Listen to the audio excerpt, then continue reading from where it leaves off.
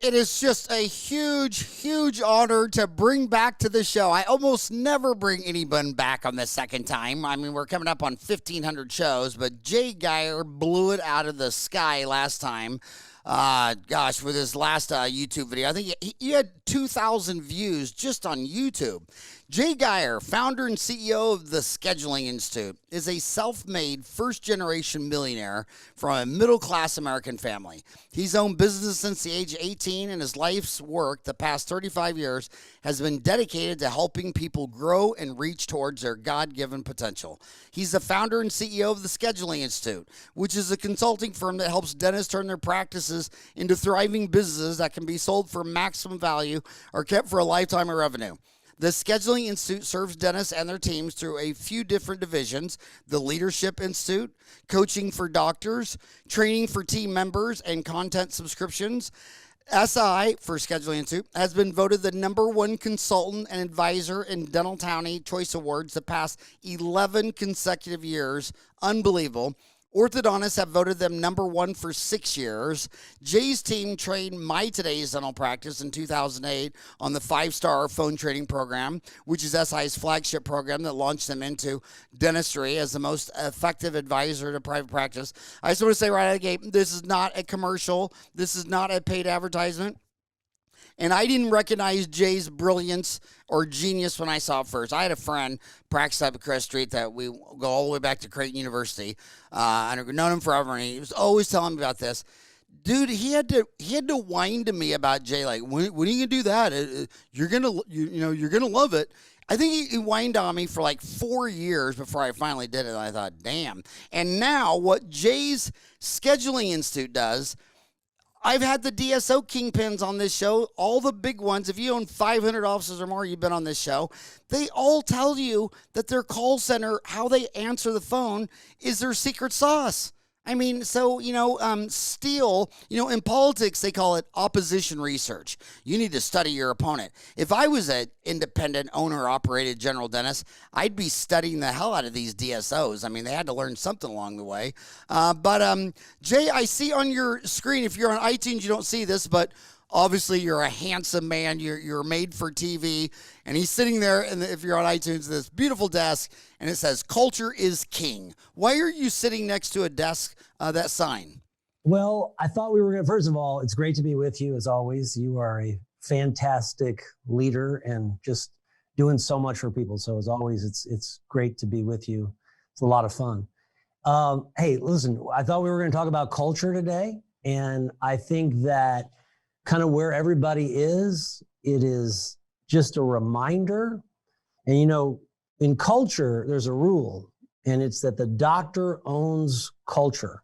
And I just think it's this, we've discovered it's a subject that isn't talked about a lot in dental school, isn't talked a lot about in continuing education courses.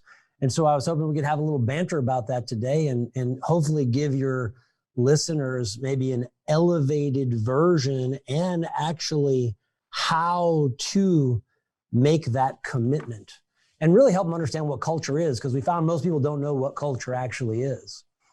Well, I will agree to talk culture if you first promise me you'll review the culture of the Atlanta Falcons after holding a 25-point lead with 8 minutes left in the third quarter and then lose a Super Bowl. Number one, have you recovered from that? And did their culture recover from that?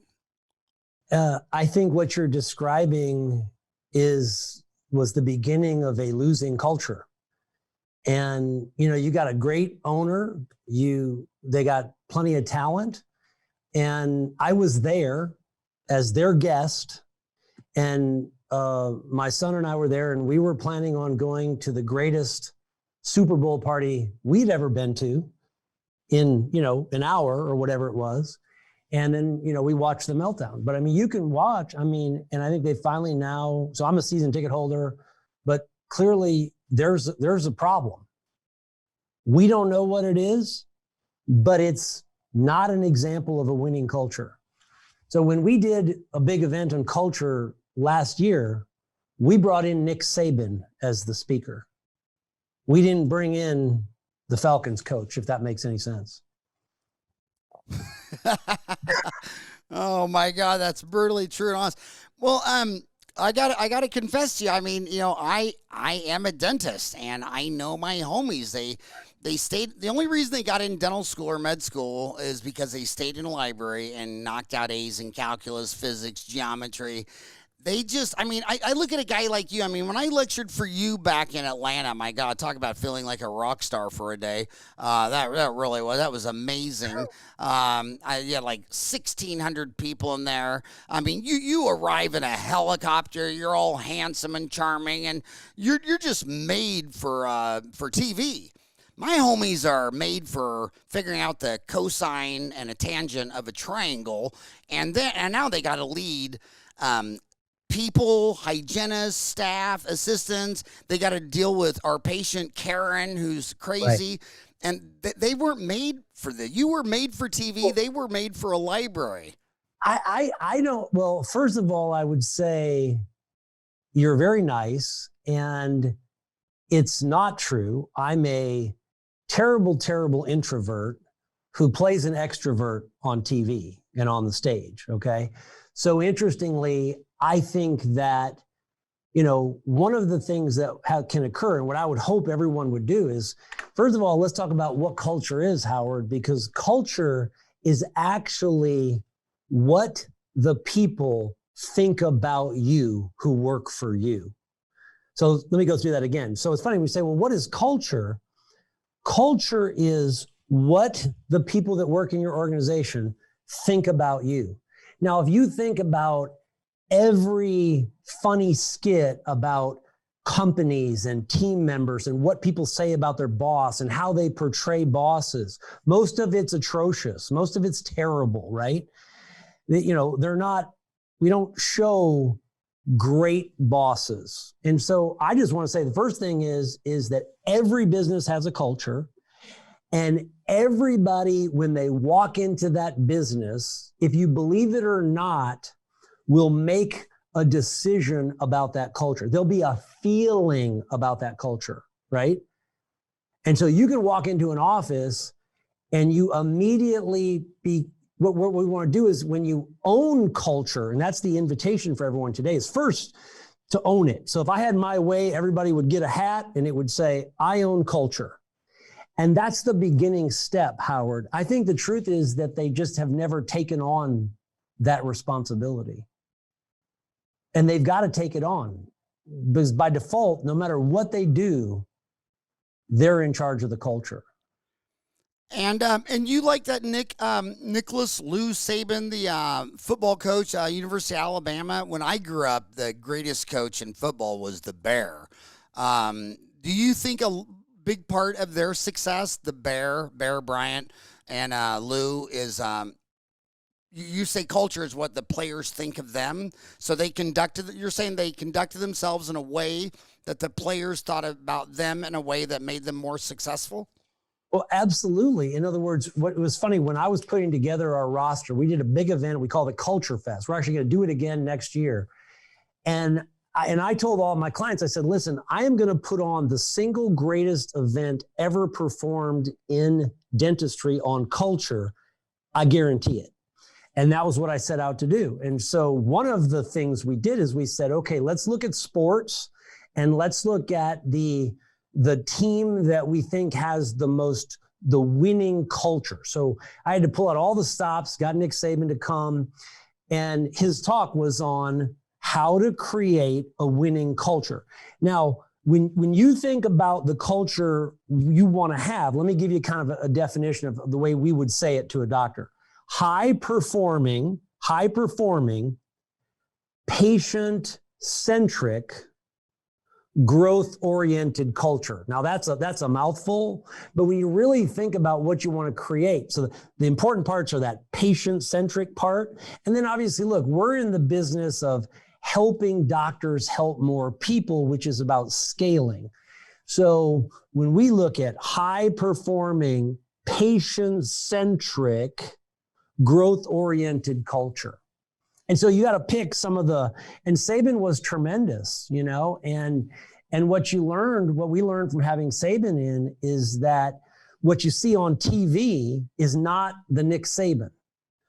So first of all, bringing a college football coach into an environment where everyone has different teams, everyone wanted to hate Saban. But what they said afterwards was, hey, I don't like Alabama anymore than I did before, but I'm now a Saban fan. Because what they got to see was the real side of him and why he does what he does.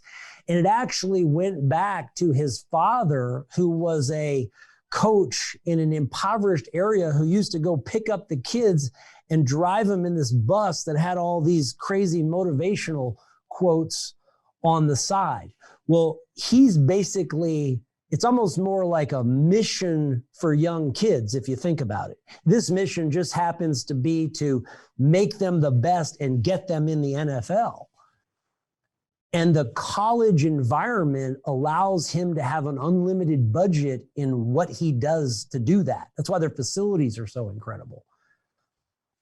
Huh. I really love that. So you say says the dental office culture is what your team thinks of you, the dentist owner, and should be a high-performing, patient-centric, growth-oriented culture. Well, yeah. Right. So my question is, you're awfully kind. I'm not. I'm Dentistry Uncensored. What letter grade would you give the median average Modal dental office in America? I mean, there's 150,000 practices. What letter grade would you give them? Absolute, probably a D, because it would be for the default culture. In other words, you have a culture if you want one. And, it took me a long time in business until I even understood this. I used to think when somebody talked about culture, I thought that's too fuzzy for me. I need something specific and concrete. And the truth is, we all have a culture. So if this is the first time you've ever thought about culture, what that means is you don't have an intentional culture, you have the default culture. So what we got to do is swap out and move to the intention, not the default. There's a great expression, and that is, we brought in a speaker to this event, and I love one of the things that they did is they said, a lot of people say, Howard, I'm going to rise to the occasion. And I prefer that version that says you're going to sink to your level of preparation, which was a quote from an anonymous Navy SEAL. You're going to sink. So like what we just went through with COVID, people sunk to their level of preparation. Man, I'm taking notes. I always take so many notes with you. My God, last time I saw you lecture in Phoenix at your Phoenix place, my hand was actually sore. I mean, really, it's amazing. Well, but Jay, but first of all, you said something that I find hard to believe. Your true self is more shy and introvert. You play an extrovert, landing in a helicopter. Yes. On show, but you play that on TV, but you're really a shy guy? Yes. Damn. So you know how my docs think then? Well, no, I'm just saying it's why, I think that's the misperception. Like you were acting like people can't do something. I think, listen, the one thing that humans have is when you make up your mind to do something, you got this fantastic thing up here. And when you decide to do something, most people can do it. It's about making that decision. And that's kind of what I'm saying about culture. If you will take culture, let me give you you familiar with Chick-fil-A? Absolutely, man. Gosh, unbelievable. Unbelievable success story. I just got to tell you, can I just say one thing about that? So I grew up, I cut my teeth on Sonic Drive-In. My mom and dad were Catholic. They had 7 kids in about an hour, but he lived below his means. He saved his money. And when I was 10, he'd only made $11,000 a year. He bought a Sonic Drive-In franchise. And that first year, he made $60,000. And then he went on to open 8 more. And it just blew my mind. It just blew my mind. And but McDonald's was number 1, Burger King was number 2, and Wendy's was number 3. And I was so proud when the Wendy's man died. His daughter implemented about 100 little things that the franchisees talked about, and Wendy's finally passed Burger King and became number 2, and she wasn't even number 2 for an hour, and then here comes Chick-fil-A out of nowhere and beats everyone and goes to number 1. So she's back at number 3 again, so I feel sorry for her. But Chick-fil-A, they're not even open on Sunday. They break all the rules and make all the money. What were you going to say about Chick-fil-A? Well, they're another company. We hired two of their, one of their marketing executives and their human resource director, who both worked with Truett, the founder, and they were at this event too. And it was so interesting that, well, first of all, if anyone's never been, you got to go to Chick-fil-A, just to compare how, and then you'll realize it. But so they finally, one of the things that he brought to us, and I appreciate it, is they got to a point where at one point they were having to recruit people. Like, one of the things right now, doctors are losing good people, and recruiting is going, in 2021, recruiting is going to have to be a priority for most doctors. And so it was interesting. They did a study to try to figure out what the most talented people wanted in their jobs. And they got it down to three things. You want me to give them to you? Absolutely. I thought they were tremendous. Okay. And so this is, what does the best, most talented person want, or what are they looking for? And so again, when you say, well, what does this have to do with culture? Well, it has to do with what you should be providing is the three things I'm about to describe. And like you said, doctors thinking about other things, they're not thinking about this. One, they want a better boss. So is there a better boss than a lot of the dentists you've seen over your career? Answer, not very hard, right? Right. To beat that. Better boss. Next was a brighter future. And in particular, they were looking to be stretched and to be trained. And so we do massive amounts of training, and that training is actually a recruiting tool. But you'd be shocked at how few people actually use it. And then the third thing they want is to be part of a larger vision. And what that means is some kind of meaningful contribution to the world. So when we look at a dental office and we say, okay, come to my office, who's their boss going to be? And, I always think of the stereotypical model where you've got this office manager who controls everything, right? And that doesn't necessarily mean she's a great boss either. So understand, if a doctor doesn't want to be a great boss, that's a problem. But then we've got to make sure the second in command at least can fulfill the seat, right? Team members need a good boss. So who do you think, we talked about, I loved it. I said, what letter grade do you give the 150,000 general dental offices, 32 hours a week or more? And you said a D by default. I want to hold your feet to the fire on this. Who do you think has the better culture for young dentists or for dentistry today, the DSOs or the owner operators? Who do you think's doing a better job at culture and will attract and retain more people for the future? First of all, as you know, I try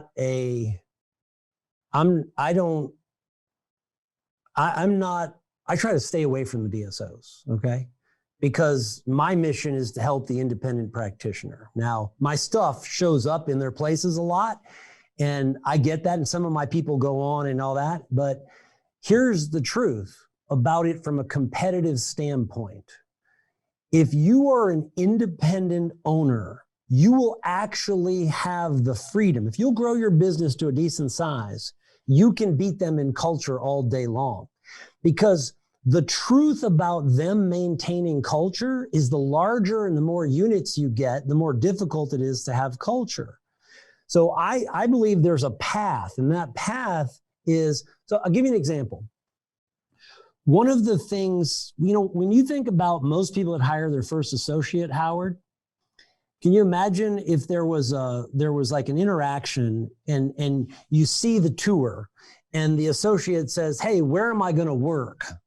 Most people, they don't even have an office for the doctor to work in. Like they go, well, you're just going to be out in the hallway. So for instance, we've been able to get very creative. I mean, we've built locker rooms. I've encouraged clients to invest in nicer space for the associate doctors. I mean, what it actually takes to beat out other people in culture, it's a low bar. So I think what they think is, and remember, it's not just about the money, right? I mean, the studies suggest that people won't just leave all because of money. It's the way they're treated. So, I mean, I've created a formula for the independent doctor to basically win in the culture game against the large DSO group practice that's in their town. That's the goal. So why do you, well, first of all, I know, I've podcast interviewed most all the major DSO kingpins, and they all credit you for creating that space. I mean, you weren't a Me Too product. When you showed up in dentistry, not only did it take me 4 years to get it while my friends were beating on my head, then I got it and I thought, wow, you actually invented a whole space. Yeah. I mean, it was the dentist it was all about the dentist. It was all about the dentistry. And I'm going to go to this TMJ course and I'm going to get Pankey, Spear, Coys, Ross, Nash, all this stuff. And you were there like, dude, who's answering your phone? And when that person in Phoenix, 3.8 million people, when they call your dental office, I don't care how many alphabet soup you have behind your name, the whole thing's going to be decided by who answers that phone. And you were the first person that took that serious. And every DSO kingpin, I was out here in Phoenix, Bob Fontana, the CEO of Aspen, I met him out there in his call center, and he's got one here in Phoenix and one in Chicago. And they all credit you with inventing that space. I mean, so what's allowed a lot of them to scale to the way they could, right? Oh, there's no question. But what you got to remember is, you know, for 20 plus years after that, I've been continuing this journey along with a group of guys who were now going on to figuring out the next issues, right? So, okay, how do you build a great team? How do you run 2 big locations? How do you run a 25 op multidisciplinary practice? How do I actually get out of the chair? I mean, so this has been the fun part. How do I actually get rich and not just let a bunch of money come in and out of my life? Okay, I know how my homies think, Jay, and they're mathematicians. So the first thing their walnut brain's going to say is, kind of sounds warm and fuzzy and all that. How does this actually affect my practice and affect my economics? Is this just feel-good stuff, a rah-rah rally, or will it affect my practice and the bottom line? Well, but let me give you, let's turn this around and let's think about the typical doctor who goes to a seminar, gets a great idea, and tries to go implement it with a team. And it doesn't go anywhere. Well, that is a reflection of your relationship with those people. When you think about what creating trust does, trust is the greatest accelerator of ideas. A lack of trust causes no movement at all, and things are very, very slow. So when you look at the connection between culture, which is very trust-oriented, by the way, what you're talking about is you're talking about speed or execution versus literally just kind of dying on the vine, so to speak. So imagine if you had a culture where every time you had an appropriate idea, that culture would absorb that idea and execute that idea. That's kind of the fantasy that any leader would have. Will you say that one more time? Trust is the, would you say trust is the greatest accelerator? So think about this. There was actually, one of the Coveys did an amazing book that I highly recommend and I give to everybody. It's called The Speed of Trust. And in that book, he outlines how, and it's really funny, the first circle in that diagram is self-trust. So what's kind of funny is how we feel about our own abilities then is what transfers into relational trust. So there's one of the things about culture, what you're really doing, so you go back to Saban. So the question is, does a new recruit trust that Saban You get what I'm saying? Is going to get him in the NFL. Well, if you look at the stats, you got a pretty good shot at getting to the NFL, right? Right. So the trust is a huge part. So what a lot of people don't realize is the reason your team doesn't do what you ask them to do, and this is crazy, is that they don't trust you. And does it not You don't trust? want to think of it that way. It's almost horrifying to think about, but that's actually what's going on. Well, they always, when you come back from a seminar and you're all excited and you say something, they all roll their eyes because they know it's going to be just like it always has been, given enough time. It's nothing. They always say, well, nothing's ever going to change. Because they trust in that more than something else. That goes back to the question of if you go back and you say, we have a high performing, right, which means we don't allow low performers, patient-centric. Most of the changes, like the thing that whole system I developed, that was completely based on what was best for the patient and nothing else. Patient does not want to hem and haw. When they call your office, they want to make an appointment and come in. And that was always and continues to be my focus. Get yourself out of the way. Give the patient what the patient wants. And the thing is going to do well. But you got to get a team member who trusts. I mean, I have been called, it's a cult. Jay Geier is just about the money. I mean, I've been called every terrible name you possibly can by a person who didn't trust their doctor just to follow our system. And they make it into something it's not. Trust is important. Yeah, and I've always been accused of having facial hair transplants and muscle implants, and that I'm on steroids. They look at my body and think, "Oh, that's not natural. You must be taking steroids to have muscles this big and be this hot." But hey, Howard, but you have a lot of trust with your people, and and I know that that's probably one of the things that if you stopped and said, what are one or two of the things that you most are appreciative for, wouldn't that trust be pretty high on the list?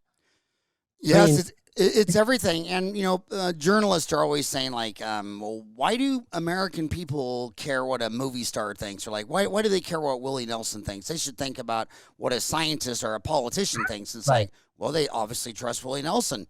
If he's honest with you and he tells you everything, they trust him. So, now that the election is over, or not over, but still going on, we use Robert Cialdini's 6 principles of influence. And there's one which is called liking, where you intentionally get people to like you. I mean, I think that one cost Trump the election. He didn't do a very good job of getting people to like him. And if you look at what the Democrats did, is they said, let's hate Trump. And they did a very effective job of ringing that bell. It's one of the things that, and again, every doctor, we've got to think about, why does a team member embezzle from a doctor? Why does that happen? So did you know he was my teacher at Arizona State University when I got my MBA, Robert Sinaldi. Oh, Cialdini? Yeah. How do you say his name? Cialdini. Cialdini? Yeah. I can't even say it. And it's funny because what I like the most about him is whenever I email him or text him or something, he always works in one of his quotes in the answer. Like I said to something one, and he goes, great use of blah, blah, blah, blah. But he lives right around the corner. But he'll say, I like the way, Howard, you use blah, blah, blah. But I mean, powerful guy. Yes. Yeah. We basically we've partnered with him for a number of years, and much of the way we teach a doctor how to become more influential is based on his research. Yeah. So we actually try to train them. Okay, well, here's what you got to do. Like when we're training a young associate doctor, we're going through that list, right? And we're saying, okay, how are we going to get you to have authority? Let's put some glasses on you. Okay, show me likable. All right. Oh man, you're too stiff. So we actually, anyway. So it's great stuff, by the way. Yeah, he's a very interesting man. I really like it.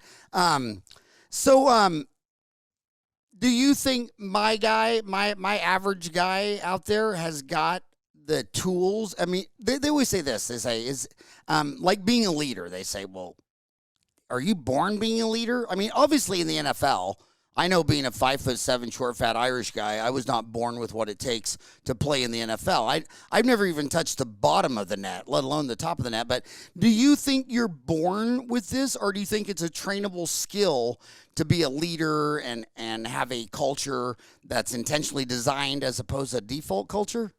Yeah. Well, listen, it over a lot of years, what I've done is to walk people through the process. And I will tell you that all of these things can be learned.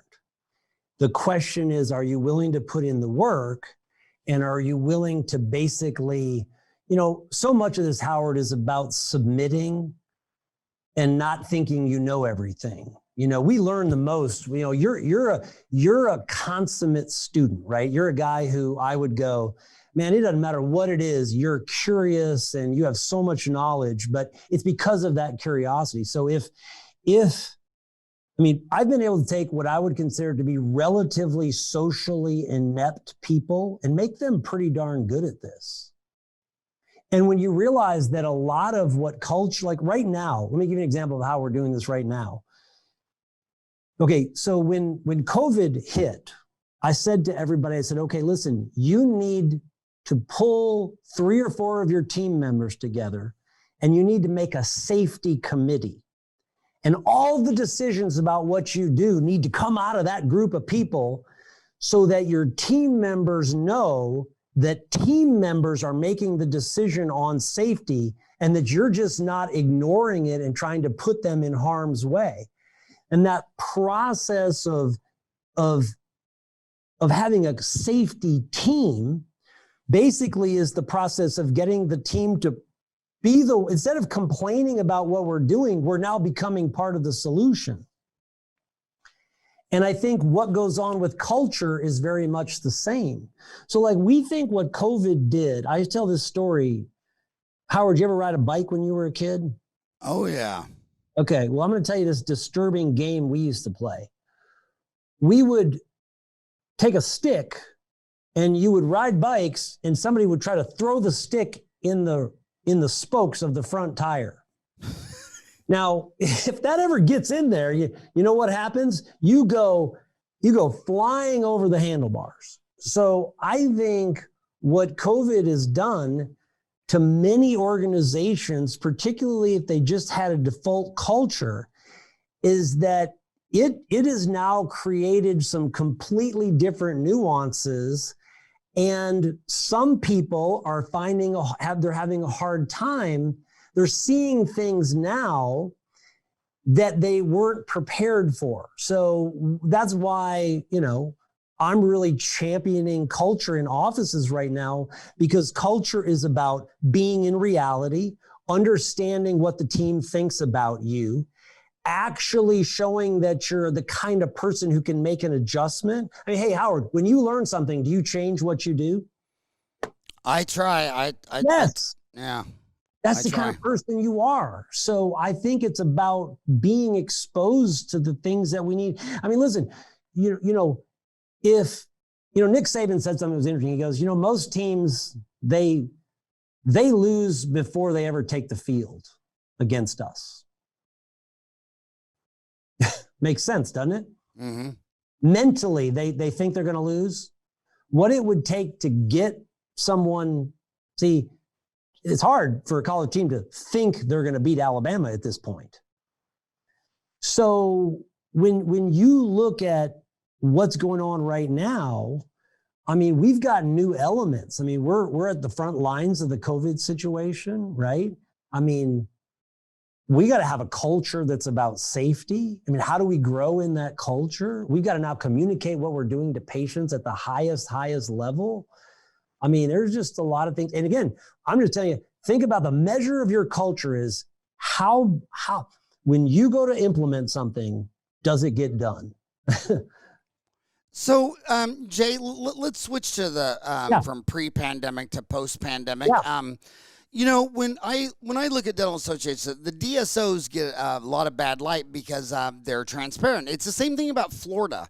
The reason everybody sees all these the crime and crazy stuff in Florida is because they're transparent with their criminal justice stuff. So you can actually see all that stuff. A lot of other states, you would know what the hell is going on. So you can track down the craziest people in Florida because it's transparent. But it's a millennial thing. I mean, like my mom's brother lives up the street from me. He got a job at Mobile Oil in the mailroom when he was 16, and then he retired when he was 65 with his pension. He stayed at one place. The older Japanese people did that at Toyota, Honda, but the new generation, millennials, they job hop. I mean, even among the FANG stocks, Facebook, Apple, Amazon, Netflix, Uber, all these Microsoft, all these great companies, millennials only average 1 to 3 years or 1 to 2 years.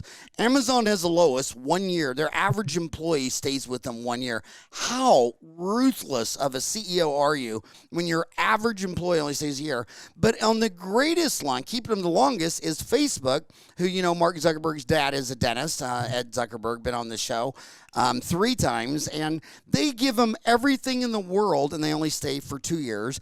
And a lot of people say, oh, these DSOs, they quit every year. They quit every year in private practice. So you think that do you think the cards are stacked against us because we're dealing with a millennial in 2020 and they just job hop? Or do you really think you can reverse that trend and get them to stay with you 5 to 10 years? I think if you spend every day saying that millennials will never do this, you're right. And I'm a big believer in thoughts become things. And, you go back to all the original great things we learned in life and how the world works and the power of a decision and the power of commitment.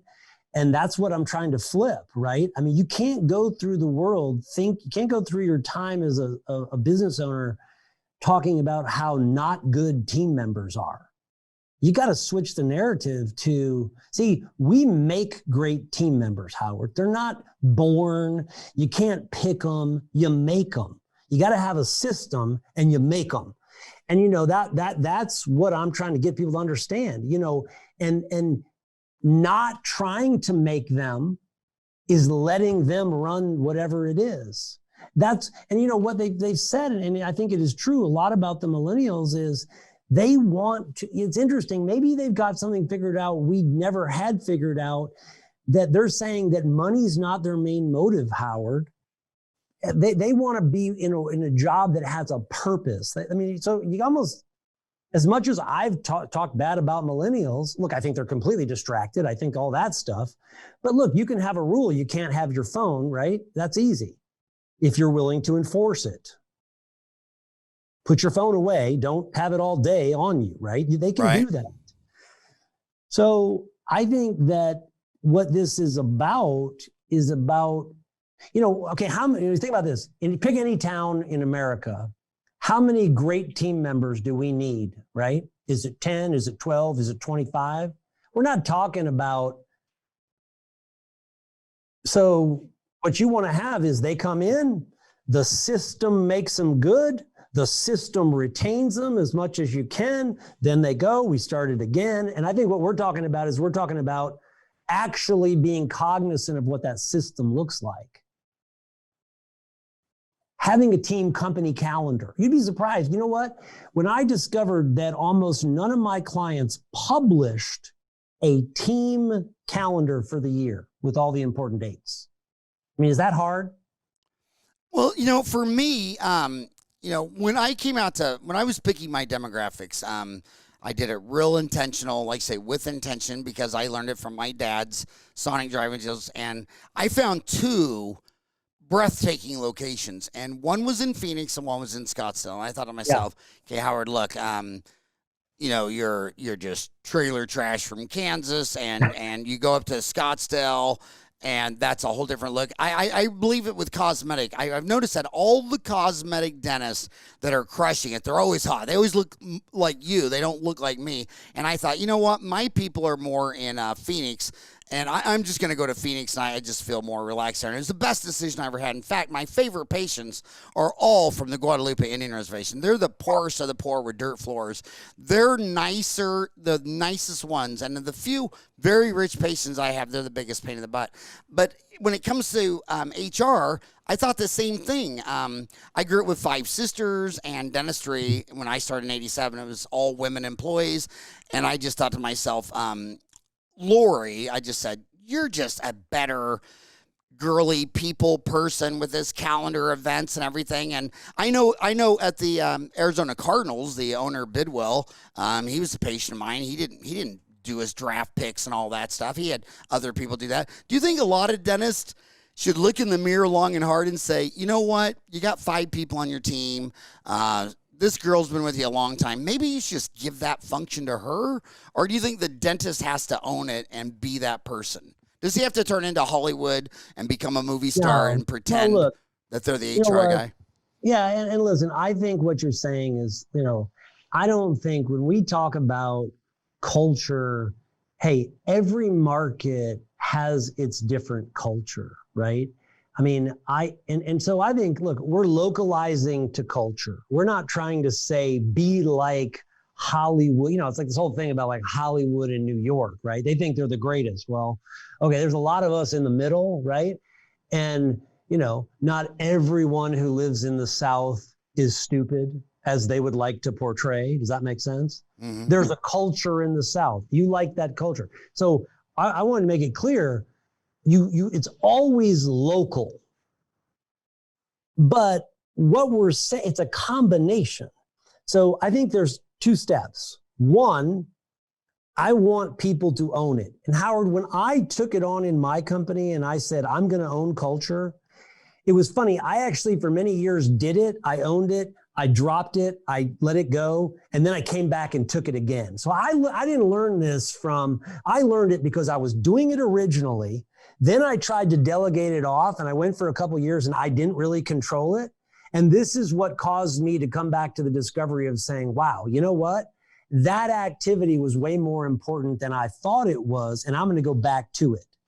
And then you can begin to, so in our company, here's how it works. Okay, who owns culture? And I would say, I own culture. And let's say Vanessa was in here with me. Vanessa would say, well, I own culture too. So the way we do it is, yes, I own culture, but everyone owns culture as well, because I'm not in every room. So if there's 3 people meeting in a room and we say, who owns culture? The answer is they all own culture. And so I think it's a combination of the things you just described. But I'll tell you one thing we've watched is, what's interesting. So I coach a bunch of people, right? And I get together with them several times a year. And so we used to have this thing where you come into the meeting, Howard, and we'd say, okay, we're going to put up a list of everyone who had their best month ever. 78% of the room walks up to the front. I've never seen people less excited in my life. Most collections ever come up here and celebrate. They don't celebrate. Most new patients ever come up here. So what I did learn about many of my dental clients, they're not good at producing energy for millennials, and that we needed help. So for instance, you want to start a team meeting, you let one of your millennials turn on some music, they all start dancing around, they're having fun. I can't get a doctor to do that to save my life. So we need that. You may not need it, they need it. But again, Jay, I know my homies. I am a dentist, and I've been out there for a long time. And if they want to spruce up their office, if they are going to commit to taking it to the next level, they know they should just buy a piece of technology. It should be a $135,000 CAD cam or a new Lenap laser from Millennium for $135,000. They think it's all about gadgets. Yet all my physician friends, they never talk like that. You could have dinner 100 times with physicians, and they would never talk about a piece of equipment. And you go to 100 dinners with dentists, it's their bragging rights. Well, I got a CAD cam. I got a CBCT. So they think they're gonna buy a piece of technology to make them successful. Well, and that's where the problem lies. And that's why culture in dentistry is so darn important. In other words, we've got to get the message out that, hey, listen, this is kind of like the ignored situation. And listen, the one thing, when you look at a competitive situation, I would share anything I do culturally with anybody, and I would hope they would copy it. Does that make sense? Mm-hmm. But you know what I know they're not going to do? They're not going to copy it. So like, here's one, give 10% of all your, so let's take every dental company who's successful, right? How about they start giving 10% of their profits away? They ain't going to do it. Well, I've been saying on the hell, my 30-day dental MBA came out in 1998. I was saying it on there. I mean, it's on record. I've been saying, take your technology budget on CAD cams and lasers and chairside milling and spend it all on consultants, because if they hire a consultant for 50 grand, in 12 months, not only do they always get the 50 grand back, they get more back. And then when they buy a CAD cam, a chairside milling machine, I mean, most of these guys, especially the dental CPAs that I know, they can't even figure a return on investment on it. Yeah. But the consultant, you always find it. But listen, one of the things that I did, which is a little different, I made a decision, and now I think this is our 11th year. For 11 years, I've run a university for my clients' team members. And over that 11 years, Howard, we've done everything. I mean, we've made marketing directors in offices. We've made human resource people, whatever I think is the thing they need. I set up a program to make and basically manufacture one of those for them. And I think that's the part that a lot of people, it's so daunting to think about training your team. And what most people just don't realize is that, I would put it in the, if you take 100% of your revenue, right, and you want to know anything about money, well, first of all, the first 10, and the rules are very clear about money. There's 10 that should go back to the house, so to speak. But then, it's like I look at you and say, well, reinvesting in the business is another section. And listen, I think the one thing if you spend a lot of time creating amazing team members. See, I think a lot of doctors think if I make them great, they're going to leave. Not true. That's why they're too cheap to spend any money on developing their team, because they think they're going to get good and leave me. That's not accurate. If you make them good, they'll stick around. But you got to make them good. And they're not going to do it on their own time. There's a large segment of dentists that I've been telling them forever, they're drug addicts. They want to solve all their problems with burning and churning patients. It's just they just keep investing in marketing. Yeah. And I look at these great companies that it seems like so many of them, the best ones, like look at Sam Walton with Walmart in Bentonville, Arkansas. Nobody had a warranty. Nobody took items back. But he was in a small town of 5,000, and when someone bought a pair of shoes and the heel fell off, Sam said, well, that's not our problem. It's the guy who made them. You take it up with them. And then that lady told Helen about it in church on Sunday, and Helen came home and said, you're going to take it back. And when that son of a gun comes back to sell you 10 more pairs of shoes, you give it to him. You make him take it back. So he pushed take-backs up the value chain and changed quality. Dentists think, my gosh, I know there's so many things wrong with our office. I know people get upset, leave us bad reviews, don't come back. But I'm just going to double down on marketing. I mean, I'm in Phoenix. You're in Atlanta. There's millions of people. I can burn and churn 50 new people a month, and none of this matters. Do you think you can? Where would you prioritize? Marketing, technology, consulting.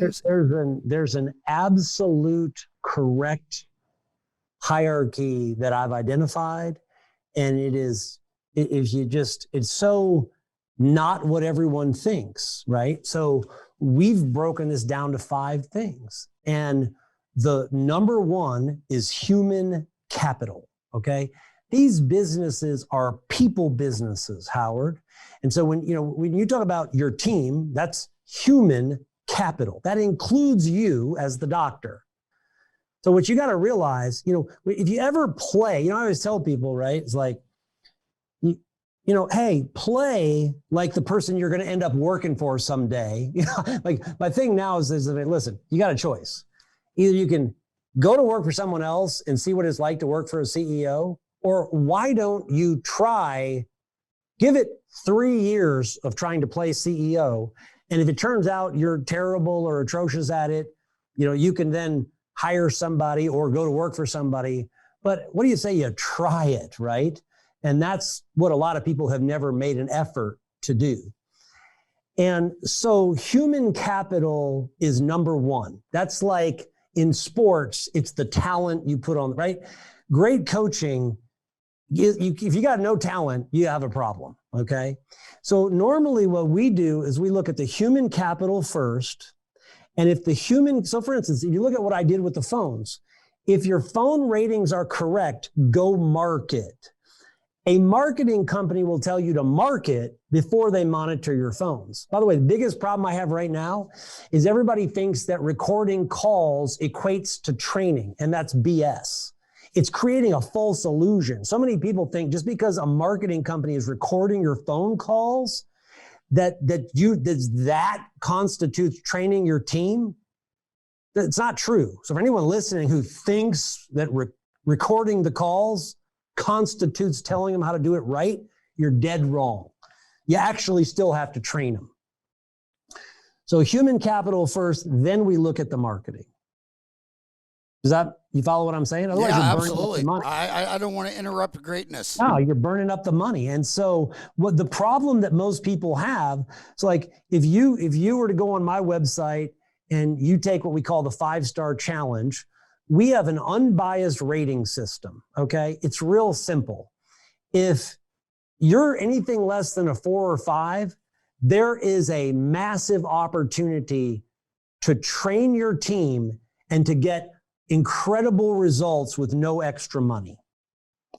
And we tell everybody, listen, unless you're getting a 4 or 5, you can spend as much money as you want on marketing. The other thing I would tell you, Howard, I think the greatest measure, and by the way, it's a culture measure, is what you do is a guy calls me up, he's getting 50 patients and they're all advertised. I'm telling him he is in deep, deep trouble because the number that matters is the number of patient referrals as a percentage of their entire population. You should be over 50% patient referrals. You want to know you have a great culture and your patients, because remember, culture is also what your patients say about you, right? Yeah.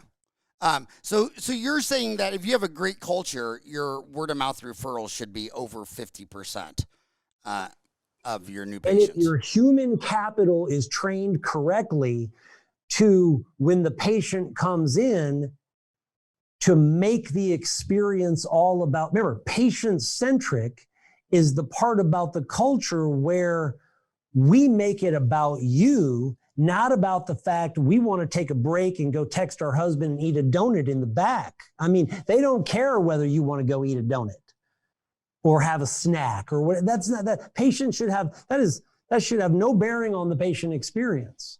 And if you really think about what a patient, most of the work I've done post being able to drive in a bunch of new patients is all about patient centricity, which is basically taking a team member or human capital and saying, you know what I'm going to do for 8 hours? I'm going to put myself second, and I'm going to put the patient first in a system that is designed to make the patient feel a certain way.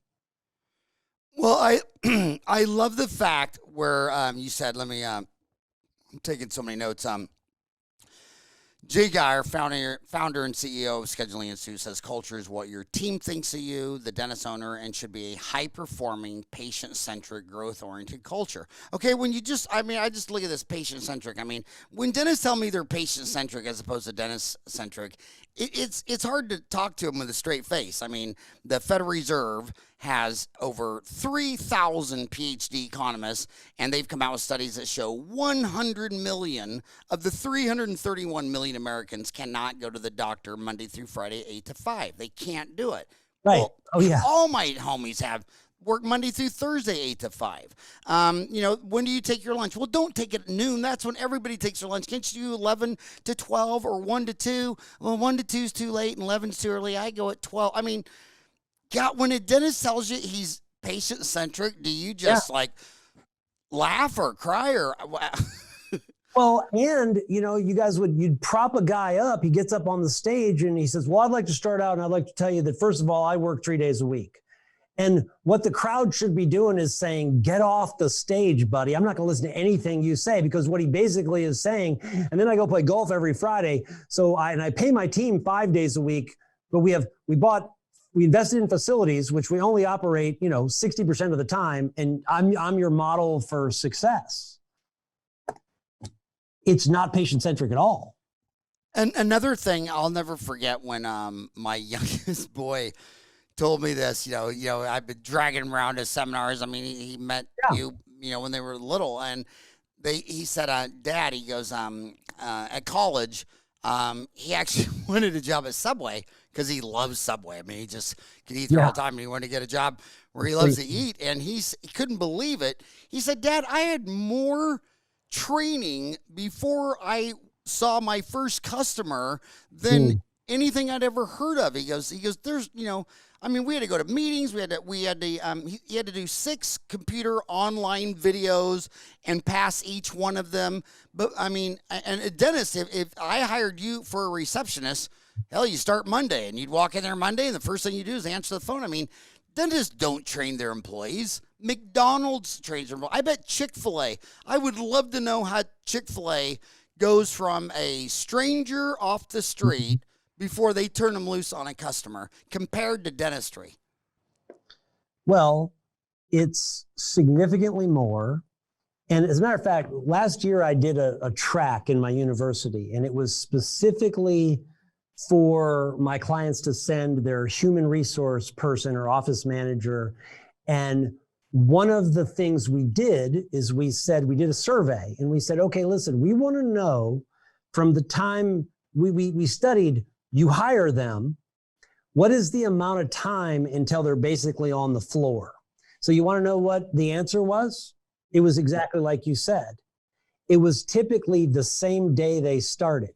So imagine if you're saying, okay, here's all my humans in this bucket, right? We have this we are patient-centric. We're very focused on the patient. But you literally go hire a person off the street and drop them right in there, and you don't think that they affect all the other humans in there? Yeah, it totally does. So I'll tell you how we do it, right? Like we got I think 8 or 9 people starting next week. They are in a tank for 30 days, Howard. A tank. We don't let them back. They don't get to join the community of people. And you know what? If we start 8, 2 of them might leave in that first period of time. It was crazy how there was no transition. So again, if you think about the worst things you could possibly have for culture is the worst patient and your worst employee. You actually look at the way a lot of businesses are run, they listen to those people way more than they should. And then you start creating things to accommodate those people, which is not even your customer. But Jay, the industry is going the wrong way. I mean, when I talk to specific dentists, like, well, why did you quit working there? You had this job, why did you quit working there? So much of it, we complain. The patients complain that every time they go to DSO, it's a different dentist. So that's their complaint. But when the dentist complains to me, they don't complain the other way. They say, well, you know what, Howard, the last straw was I was driving into work. I was really scared. I had a molar root canal scheduled.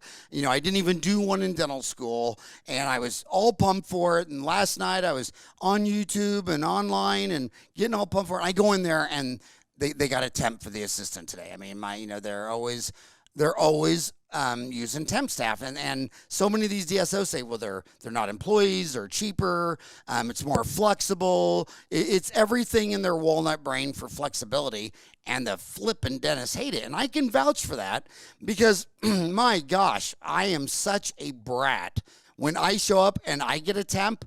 I mean, the staff just, they just, in fact, sometimes if both of my assistants forever are going to be out and I'm going to have a temp, they just reschedule. They know they don't even want to deal with me. So instead of having a long-term staff building relationship, they think it's cheaper, faster, and easier to have temporary. Oh, you got extra hygiene? Just hire a temporary hygienist. So you're going to let a stranger hygienist come in your office all day, see 8 people, and you couldn't pick her out of a police lineup, and now you're turning her loose on a day of hygiene? I mean, what do you think of the explosive growth of the nationwide dental staffing agencies is correlating the growth of the DSOs neck to neck, and their number one problem is employee turnover.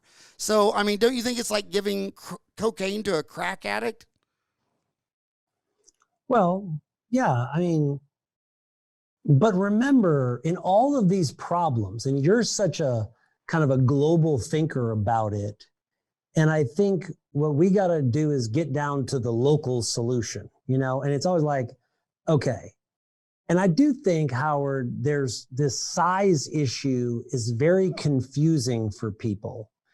And so, the typical guy comes out, he sets up 4 or 5 operatories, he signs a 10-year lease, and he can't grow. And so I do think that when we talk about a lot of this stuff, that what I've noticed, I take a lot of people come to me and they got 4 ops. And I'm like, listen, okay, that's going to have to end. Okay. You're going to have to buy a new building. You're going to have to get to a scale. And so what happens is when you get to a scale, now this becomes easier. So now we can have the capacity to render the service the same day. Now we, you know what I mean? And I think that's a big deal for a lot of people. The typical office, what do you think the average number of ops is? If you take all the dental offices, I wonder what that stat is. It's under 4. It's under 4. Well, and I see 4 as sort of like a death sentence, to be honest with you. I know. Very difficult, And they always say, well, I don't have room for another operatory. I'm like, dude, Superman worked out of a phone booth. Your private office is an operatory. Yeah. The problem is up here, Howard. The problem is that instead of being curious, right? Like I'm just telling you that doesn't work. And I think it's what's such a shame is, we tell a person to go enter a 10-year lease. They shouldn't be entering 10-year leases. Think about that. A typical guy is stuck 10 years with his 4 ops. Yeah. That's horrible. Yeah. So when you start talking about training staff, developing HR, people stuff, they're all wondering, so is Jay talking about like I'm supposed to start doing that disc profile, back in the 70s and the 80s, that the disc profile was everything. Is that what you're thinking about doing? Look, we use some of those tools, but what you got to remember about look, there's this industry, and it's amazing how many people you run into who say, I worked in a dental office. Okay. Like they were dental assistant or hygiene, it's just, or a front desk person. And listen, I'll tell you, some of the most tremendously committed, dedicated people, and what they need to have is they need to have experiences that allow them to elevate their skill set. And it's no different than sending a doctor to a continuing education course to learn how to do a procedure that's a good money-making procedure. And there is literally no formal training for almost all of these people, Howard. So what we've figured out is we're doing it in 2 methods. One, we do it on site. The second, we do it in one of our leadership centers. And these poor people, they need to imagine a person, you got to go to the same office every day every day all year and you never get a day to get away. That doesn't work. You become, right? You're I'm sure you have better stories about how that shrinks your mind, right? Well, So I go back to my I'll give you an example. When I decided I wanted to learn implants, I looked for and back then Arizona didn't have any dental schools. Now it's got two. I'm so jealous yeah, of all the people getting their FAGD, MAGD when they got two dental schools in their backyard. I had to get in an airplane and fly around. But I look back at some memorable experience like that, like meeting Carl Mish and 7 3-day weekends at Pittsburgh and all that. But far more valuable than all of that was the lifelong friends I met at the course, just getting out and spending time with other people going for it. Even your event in Phoenix, Atlanta, I've been to several of your events. What I like most about your event, and I mean no disrespect to you at all, but it's not just you and all your knowledge, but everyone in the crowd is going for that. It's kind of like you play pickup ball in the park every day. And then someplace you go, and they're all people that made the high school team. And I feel like when I'm in your audience, I'm only with the NFL. I mean, there's guys in there from nobody, nowhere, nothing towns like Reno, Nevada, and they're just crushing it. That the mindset of your followers is unbelievable. You attract. and I want to thank you. You guys have obviously been very helpful in introducing us to people. And listen, I think, and I appreciate that comment, and I tell them this, but it's true. I don't have a client I don't like. And part of the reason is it's culture. In other words, you go to one of my events, there's a culture. And it's not an excuse-making culture. It's not a whining culture. It's not, they're there to do what we need to do. And listen, I am very thankful, and any of my clients listening, I think I have a great job, and I think it has been a tremendous journey, and but time in is what makes that, Howard, right? Time in. You got people that have been with you for so long, despite what you might do or not do or whatever the situation is, right? There's a culture to you. There's no question. I remember the first time you got up on stage and you started just dropping F-bombs. I was like, oh, this is fantastic. Do you do that as much as you used to? No, I was when I was young, I was, filled with piss and vinegar and all that. But the problem I had when I was younger is I was doing stand-up comedy at all these places. I mean, I've done stand-up comedy ever. So whenever I do stand-up, I'll never forget when at Pauly Shore's mom owned the comedy club and everything. They're all telling me, "Oh my God, you're so clean. This is great." Because when you're in the comedy club, they're just like vulgar to a different level. Yeah. And when I was in the comedy club, they said, "You're the cleanest act we have." Then I go into dentistry, which is more like a church, and they're like, "Oh my God, he's the raunchiest guy." So context is everything. But no, I'm 58 now. I can't talk like that because I got grandkids now. Oh my God. So I had to clean up my language for my grandkids. But yeah, you get older, and but Jay, I still I see where you're going with this, and you have so many features to you, but I still think the fundamental thing of all this extras is my own friends in this town. They this week, they don't even know how many incoming calls went to voicemail, never answered. They don't. I call my friends because I'm trying to hook them up, getting drunk after work or drink at a bar or something like that. And it's like, can you please hold? And then I'm like 12 minutes later, no one's even said anything. And then I finally hang up, and then I'll call and say, well, did you even get a message? I mean, they still can't answer that phone. And then when I go to Aspen's call center, I mean, my God, it's the size. You could park a 747 inside the building. And guess what they tell me there? This is the crazy thing. They won't hire anybody with dental experience. They say, it's too hard to unbreak their habits. We want fresh people. We've tried with people, I've been doing it for 10 years. So they're answering their phone is still a disaster. Well, look, there's no doubt that every process has a start and a finish. And there's a clear start in our business. And why you wouldn't fix the start makes, I mean, to your point, why is it that someone can be, quite frankly, so naive that they would go and try to fix the back of something and not the front? It just, talk about making things more complex than they need to be. It's unbelievable. And you tell me what that is. Is it pride? Is it fear? Is it stupidity?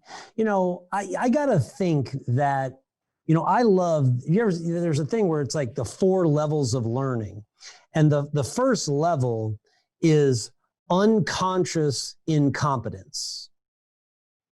And look, I do think we all suffer from that. You don't know, right? You're incompetent. Right. And that's where I think the curiosity comes in. Why not try something? Why not give it your best effort?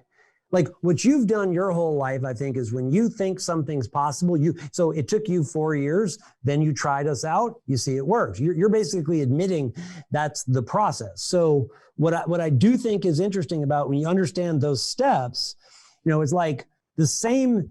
Why can a person go out, drink all night, get up the next day, walk into an office and do a procedure unconsciously competently, right? There's that piece. So it's like, we can understand that. Then why can't you understand that there's just things that you don't know the difference between doing it right and doing it the way you're doing it? Just be open-minded to that possibility. When I first met you, you were in Georgia. It's called Alpharetta, Georgia, but it's basically Atlanta. And then you got a place out here, Phoenix. Due to COVID, are you still having conventions, or is it now all online or individual? We're back. We're able to do our coaching, so we're back to bringing people in. What we've done is we've moved everything out. So, for instance, I'll be in Phoenix next week. I've got we basically figured out that if you social distance everybody, you wear masks on the inbound and the outbound, you can meet the criteria. So we've basically gone and just re-engineered everything because listen, we know one of the horrible things that's happened is there are people running around out there who it's been 9 months, Howard, since they did something that is actually meaningful to their success. Like maybe they haven't had their whole team together for 9 months. You see what I'm saying? Right. And you guys got to realize that you can solve the problem. I mean, if you go rent a big ballroom and you put tables 6 feet apart, you can get your team together. Okay. You just got to get a little creative about how to do it. And I'm shocked at how few people, we're in the event business, so we had to figure that out. So I'm just curious, what is the, one of the things I do for dentists is that, they're introverts, they're all alone, they practice solo. They don't really see, and in fact, I can prove that in 1999, when I started Dental Town, I self-funded Dental Town, and I had 10 competitors that raised venture capital money. One of them raised $20 million, and they were all trying to sell supplies too. They were trying to disintermediate Patterson and Shine and Benco and all those guys. And I thought, well, shit, that's my only lifeline. If it wasn't for that person that came in once a week where I could say, hey, my favorite endodontist, what file does he use? Or what's that guy use? Or what's, or looking for staff, all that kind of stuff. So for me, it was my program to the outside world. And I was wondering, my homie listening right now, he's probably, if he's commuting to work, if you're on a Stairmaster, just get off. The podcast is over. Just get off that damn thing and go have a beer. But I'm wondering, what are they buying the most? Because you have the new patient solutions, the doctor programs, the team training programs. You have events. What he wants to know? What are all the other doctors? We suffer from something I never thought I would suffer from. I used to see this with other companies, and that is that people think they know what we do, so they don't want to do it. So if somebody one of the things that today I would suggest is that we have something called a blueprint day. And basically a client can call up and they can say, I want to have a blueprint day. And what we ask them to do is either come in with their spouse, or if they have a key person in their organization, and they come into one of our facilities, and we have a beautiful conference room with a lot of whiteboards, and we walk them through and we look at their history. We figure out what their growth rate is, Howard. We talk about their goals, and we figure out what they want. And I mean, I've done this so long. I mean, it doesn't matter. This is so hard for everyone to understand. You walk in and you say, I got 4 ops, I'm doing $750,000 and I want to go to 2 million. Well, I can basically just say, do this, this, this, this. Okay, it'll be 2 years, you'll be there. I mean, this is not, I mean, I've been doing this, so that's what's so hard for people to comprehend. I mean, our lab, that's the way this works. So today, you know, I would say to somebody, okay, you could get a blueprint day. You could certainly start with something related to our new patient phone program, or come to one of our events. Because I'm always like, look, I want someone to come, hear what I have to say, figure out if you like our culture. Don't judge it from afar. Come in and like, right? You were probably shocked when you showed up at one of my events, because you never, you know, that's not a culture you see a lot. So go see it is what I recommend. I also like, so which website do you recommend they go to? You have schedulinginstitute.com. Yeah. You also have jgeier.com. Yeah. But you listen, pick up the telephone. I mean, give us your, you know, or fill in some, give us your information. I mean, look, I'm trying to make this as easy for people as possible. And, you know, the one thing I would just say is, you know, the thing I like about a blueprint day, which is something I invented because I was trying to figure out what people wanted. And what's nice about the blueprint day, Howard, is if you come in to do a blueprint day and you're not honest with me, I find out you're not honest and I don't take you as a client. You know?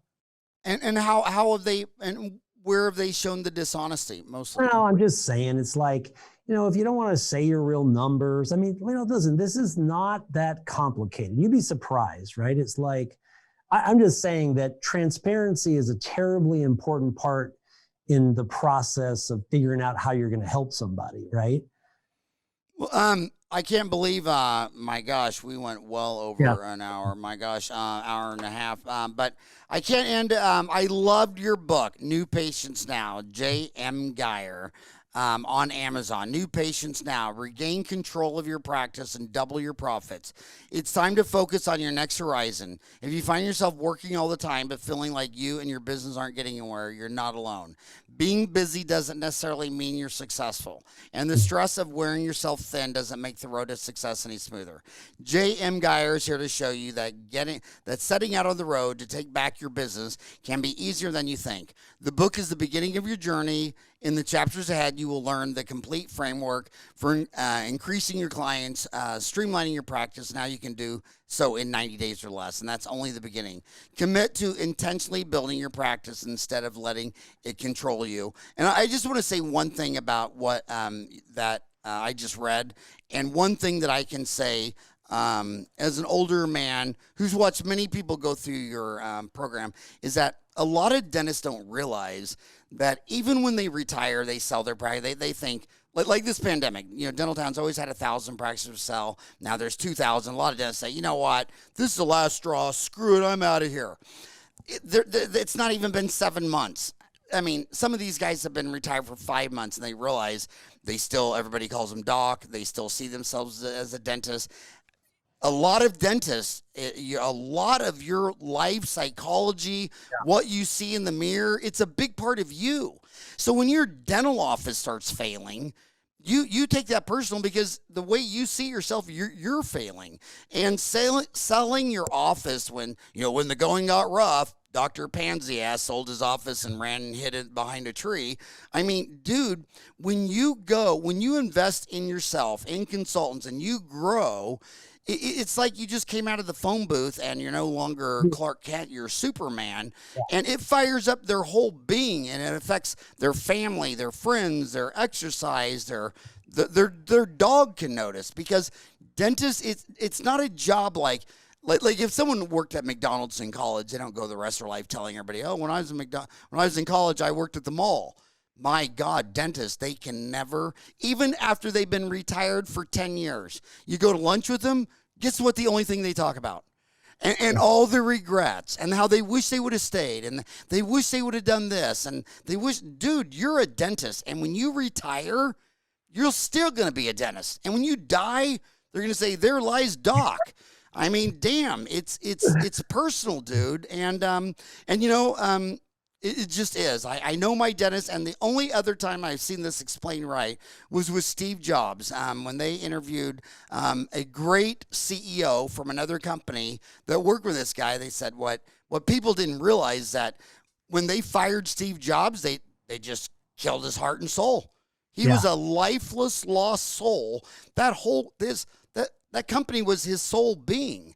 And Doc, when you do what it takes, and you get to this next level, it's not just going to be about profits in your dental office and your overhead goes down. It's about you. You're a doc. You're a dentist. And I don't think you can separate the dentist from the human. Do you see where I'm going with this? Well, I think it's about making it, it's no different.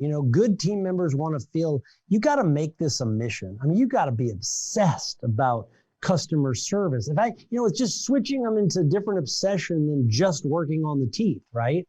It's like I think it should be the thing that everyone goes through. I watch Second Lives, Howard. Guy comes in, he is beat down, he is tired, and I'm telling you, if they will focus on something else, it is like a new person develops. I mean, and it's awesome to see. It is fun to watch a 60-year-old man turn into a child again, And that's a lot of what ends up happening when they go down a different path.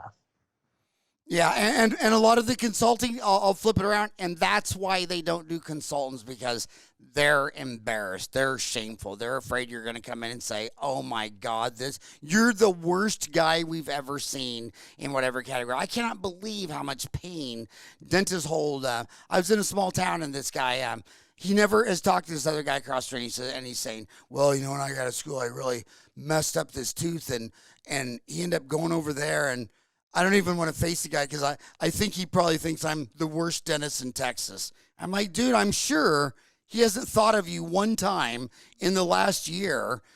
Just get over yourself, get over the fear, and just be humble. Just get out there and do it. But on that note, I want breaking news on Dentistry Uncensored.